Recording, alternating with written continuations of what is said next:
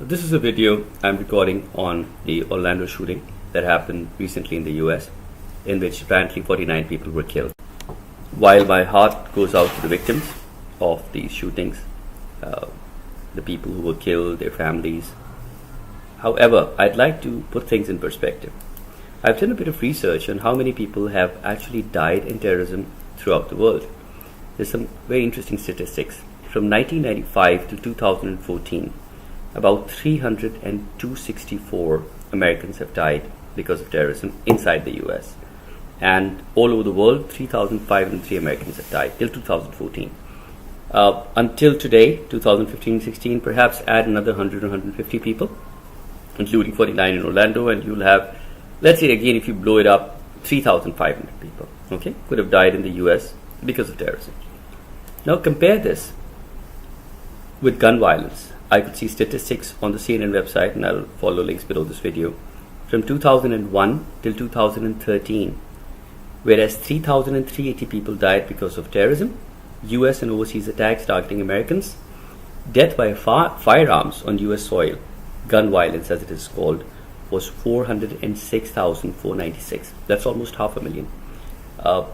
There is no comparison between 406,000 and 3,380. It's not even 1%. It's less than 1%. So compare the 3,500 Americans that have died with, let's say, fatalities in other countries. So I'm a Pakistani, I'm from Pakistan. Until today, from 2003, 60,707 Pakistanis have died because of terrorist attacks. This includes security personnel, this includes terrorist insurgents and civilians as well. If you want to know the breakup, 21,163 civilians, 6,500 security personnel, and 33,041 terrorists and insurgents. Okay, so 21,000 plus 6,000, say 27,000 civilians plus armed forces personnel have died in Pakistan. Compare that to 3,500 in the US. Now, look at casualties in Iraq, for example. In Iraq, an estimated 174,000 people have died between 2003 and 2013, out of which approximately 123,000 were civilians. So approximately 60 to 70% of the majority of the people who died were civilians in Iraq. Now, consider the case of Afghanistan. In Afghanistan, from 2001 till today, 26,000 civilian deaths due to war-related violence have been documented. 29,900 civilians have been wounded. Over 91,000 Afghans, including civilian soldiers and militants, are recorded to have been killed in the conflict. And the number who have died through indirect causes related to the war may include an additional 360,000 people. These numbers do not include those who have died in Pakistan that I just explained. It's not public information that I'm sharing with you. The point is, when Donald Trump tries to blame Muslims and Islam and calls it whatever, fundamental, violent Islam, etc., okay, and gets mileage out of it, and a lot of Americans tend to find some sort of sense in whatever he says. I have a different opinion. My opinion is that it's like just the numbers that I told you, 170,000 in Iraq, approximately 500,000 in Afghanistan, approximately 30,000 in Pakistan. Okay, now this totals around 700,000 people, approximately, who have died because of terrorism or because of the war on terror, compared to 3,500 Americans. Now, that's like 3,500 compared to 700,000 people, approximately. That is, in numerical terms alone, it means that approximately 200 times for one American killed on American soil, there are 200 people who have died in Pakistan, Afghanistan, and Iraq, not including other countries over here. So when you bothered with terrorism, when you say that terrorism is bad and Islamophobe and whatever, try to understand that our problem is 200 times bigger than yours. But we do not say that Americans are waging a war on us. We do not say that Americans are trying to kill all Muslims. We're not trying to give it that color. So please do not give it the color of Islamophobe as well. There are more than 1 billion Muslims in this world. Do not make an enemy out of 1 billion Muslims. So I have this very simple point, okay? That when you talk about terrorism, keep it to terrorism. Do not include faith into it. Do not instigate people. 1 billion people are not violent terrorists. You have a lot of Muslims living in the US, okay? If these Muslims were terrorists, for example, do you think the US would have had only 3,500 casualties? Just think about it, okay? I'll just Google that up right now as well, and I'll let you know. The number of Muslims, approximately in 2015, 3.3 million Muslims were living in the US. Almost 3.5 million Muslims, according to Pew Research. So 3.5 million people. Don't you think that 3.5 million people could kill a lot more than 3,500 people if they wanted to, living in the US? If that is not happening, if that hasn't happened, that simply means that Islam is not the enemy, that Muslims are not the enemy. In fact, the enemy is probably within. And it's an unfortunate enemy. That's the way I see it.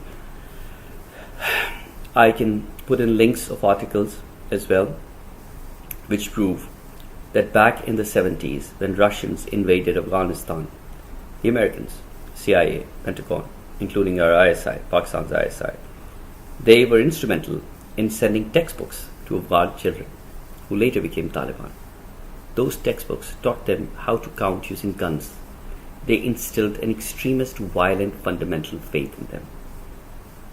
I'm a Muslim, but my parents never told me to do jihad and kill infidels. My parents told me that the jihad that you do is against your own self. You resist your worldly temptations. That's the kind of jihad that I was taught. That's the kind of jihad that the majority of 1 billion Muslims are taught. So the point is that you have a choice.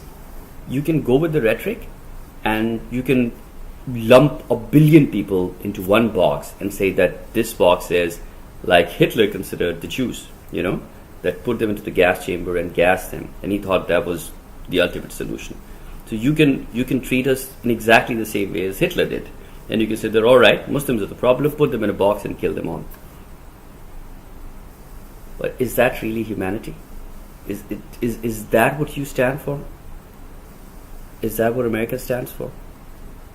I personally like Donald Trump, all said and done. I read his book, How to Get Rich. I was really inspired by him. His book is excellent. I would recommend anybody who wants to organize, who wants to overcome obstacles in life, to read his book, How to Get Rich. It doesn't exactly tell you how to get rich, but it does tell you a lot of good principles. How to manage your time, how to manage people, how to manage relationships, how to assess people. There's a lot of learning in that book. Now this man, Donald Trump, to me, until he became the presidential candidate, was more of a role model.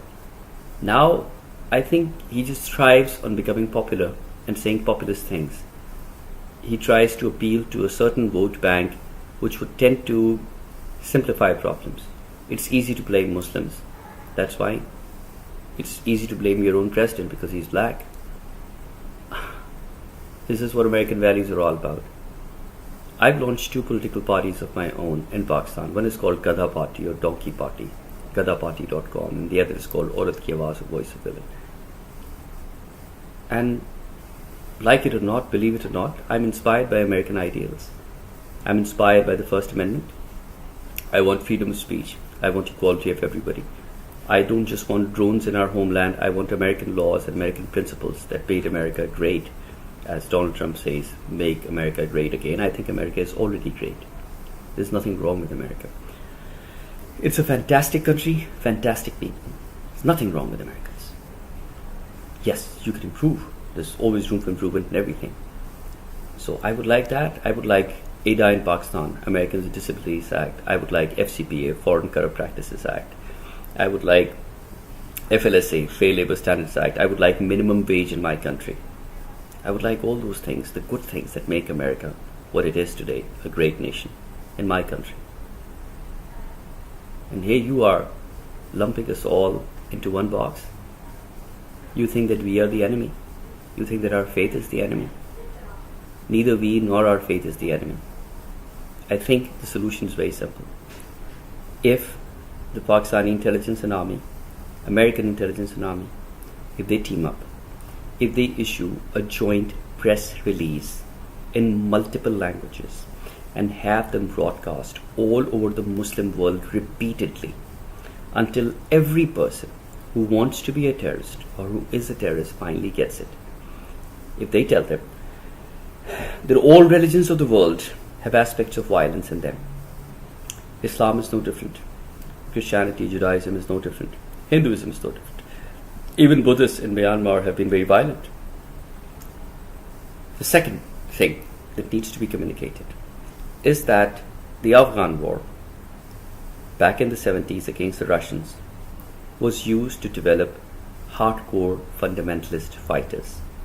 It is that ideology which is today spread all over the world as radical Islam. So the Pentagon and the Pakistan Army and the ISI need to apologize to these people, the Afghans, who turned into Taliban, and tell them that, sorry, we should not have taught you this. We are sure your religion would definitely incite you to violence, but we play the role of a catalyst. It's like me going to the Christians or the Jews and saying that, hey, the Muslims are the bad guy, go and kill everybody. And I could quote certain verses from the Bible or from the Torah, the Old Testament, and incite them, or do the same thing with the Gita and the Hindus, Ram stories or whatever stories. And it would incite them. It's that easy. We're talking about texts. The Quran, the Bible, the Old Testament, the Gita, that dates back thousands of years. Today, a statement by Hillary Clinton, by Donald Trump, by Barack Obama is minutely and surgically analyzed by people. There is no simple analysis. A lot of gray areas. How come people do not get it that texts that are 5,000 years old may not have gray areas? How can they actually believe that no man of power or woman of power, no hungry politician or stuff like that played a role in amending and altering these texts? And let's say even if they are authentic, let's assume for a second that these texts are all authentic. The Abrahamic religions point to the same God. The God of Muslims, the God of Christians, and the God of Jews is exactly the same guy. If he's the same guy, and these guys make up maybe 80 or 90% of the world's population, then how fair, how literate, how intelligent it is to assume that this God would want his own creations, his own followers, to fight among themselves and to kill each other. That's absurd. That's why I came up with something called happyworld.info, where I have been promoting that there's a lot more in common between these religions than not. So I would like to request you to think about this. Make peace your objective, not hate. And if you want peace, the formula is very simple. I've told you in this video. You have to reach out to all the Taliban, to all the Al-Qaeda guys, to all the ISIL guys, and tell them that the Islam that you believe in is not Islam. This sprung from the Russian war in Afghanistan, where you were actually taught to hate. So you have to unlearn that hate, because that's not right. It just can't be right. So the ISIL and the Al-Qaeda and the Taliban need to be told that the Christians and Jews are as much of brothers to them as their own. If this was not the case, then in Islamic history, the Prophet Muhammad, peace be upon him, as we say, whether you like it or not, you can make cartoons of him, it really makes no difference to me. Because from a personal perspective, I don't think it matters to Jesus or Muhammad or Moses whether anybody makes cartoons of them. What does matter to me is that you at least get the point that I'm trying to put across over here. And that is that, the essence is exactly the same. Muhammad, peace be upon him, did more truce or peace deals with the pagans, the Christians, and with the Jews than he fought wars. So what was the point in all that? This is what needs to be communicated to the ISIL, Taliban, Al-Qaeda, all the hardliners. They need to understand. These guys abhor a Western lifestyle of perhaps open sex and free wine and whatever, they call it degraded moral standards. Again, Islam is not against it. Islam simply says that you are going to be judged by God. It doesn't ask people to judge people. Okay? There are some instances where people do judge people, but there is a window in Islam. It's called ijtihad. Ijtihad means being able to review some tenets of the faith with advancing times. And that's where I think that the laws in the US and EU are perfect. They are very much aligned with the core concepts of Islam. And if, let's suppose this was wrong, let's say if this was wrong, if Islamic laws were all wrong, if the US laws and EU laws were all wrong, why is it that people from the Middle East, from Pakistan and India, the Muslims there, why do they migrate to UK? Why are they dying to get to the US and the EU and Australia and Canada? If it's that bad, okay, then if people think like that, then I completely agree with Donald Trump. They shouldn't be allowed into the West. They should stay wherever they can practice their quote-unquote ideology. They can force their women to do hijab and they can grow big beards. I don't think there's anything wrong with beards, but yeah, I mean, like if it is something to show off that I'm holier than thou, then it's definitely wrong. Okay. If you do it out of reverence or piety, that's another thing. Okay. I don't think many people do that. They just do it to give an impression that I'm more superior than you and I'm better than you, etc., etc. So these are my 2 cents. I think the war on terror can be easily tackled if somebody listens to this video and thinks over it. Okay, thinks over it with a one humanity, one humankind, one world perspective. Okay, I'd like to draw your attention to a lady called Tehmina Durrani. She's a Pakistani woman. She wrote a book called My Feudal Lord. You can Google it up. It's been translated in 39 languages. Whereas it speaks of wild sex and violence against women, it also speaks of certain concepts of Islam which are about harmony and peaceful coexistence. And back in 2001, she wrote a book called Ana Hajra, and she gave a speech in Milan as well, in which she predicted the September 11 attacks. And she came up with a methodology for what I just spoke of, like reforming Islam, ijtihad. Fortunately, she got married to a politician who was considered to be very corrupt by Pakistanis, Shehbaz Sharif and his brother Nawaz Sharif. They're in power and people generally don't like them. Fortunately, she got married to him, and then her life kind of altered. Her life course completely altered. She could never pursue that. Otherwise, probably we would have seen a different world today. But she's just one person. There are many good Muslims. There are many good reformers in Islam. There are many good Christians. There are many good Jewish people. There are many good Hindus. There are many good people. We don't have to even label them as religions. To me, there's no such thing as a good Muslim or a bad Muslim, a good Christian or a bad Christian, a good Jewish guy or a bad Jewish guy. It's just a good person or a bad person.